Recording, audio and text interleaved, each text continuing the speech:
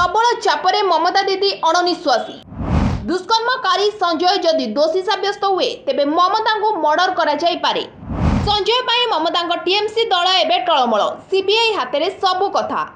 अणनिश्वासी हेलेनी दीदी। आर्जिकर मेडिकल रे होइथिबा दुष्कर्म मामला रे दीदी को विरोधी घेरिबा सह साधारण लोके भी घेरिथिले।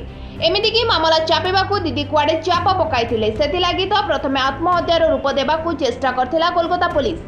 परे परिवार आपत्ति करबा परे दुष्कर्म और हत्या होइथिबा कथा जणा पड़िला। मामला को नै बंगरु दिल्ली जाय आंदोलन हैला। गोटे घटना रे दीदी चौकी पळाउथबार डर तांकू एमिति घाडिला जे एबे दुष्कर्म विरोध रे नुआ आईन आनिबाकू जाउछन्ती दीदी। कुआ जाउछि कि दोषी साब्यस्त हेले 10 दिन रे फांसी दंडादेश हेबो, जहाकू नै एबे पूरा देश रे चर्चा। पश्चिमबंग में 2 दिनिया विधानसभा स्वतंत्र अधिवेशन डाकिछन्ती पश्चिमबंग मुख्यमंत्री ममता बनर्जी। एही अधिवेशन में दुष्कर्म और हत्या मामला रे दोषी साब्यस्त होइथिबा व्यक्तिଙ୍କ ପାଇଁ मृत्युदंड प्रस्ताव पारित होबार लागिछि। बुधवार मुख्यमंत्री ममता बनर्जी अध्यक्षतार अनुष्ठित होइथिबा राज्य कमिटीर एक गुरुत्वपूर्ण बैठक में स्वतंत्र अधिवेशन आयोजन प्रस्ताव संपर्क में आलोचना कराजिबा परे अधिवेशन हेउछि। राज्य में बसबाकू थिबा स्वतंत्र अधिवेशन में आसंताकाली आगत हेबो दुष्कर्म विरोधी बिल। एही बिल रे अभियुक्त को 10 दिन मध्य फांसी दंड देबार व्यवस्था रहे बोली सूचना मिली।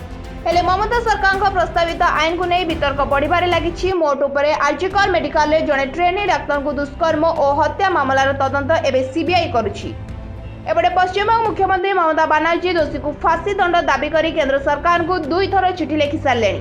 सेपटे पुणी थरे सरकारी मेडिकल रु समान अभियोग आसीछि हावड़ारू। सरकारी मेडिकल रे कम टंका चिकित्सा हेबाकू जाइथिले हेले दुष्कर्मर शिकार हेले। मामला जना पड़िबा परे जने अभियुक्त को गिरफ्त करिछि पुलिस।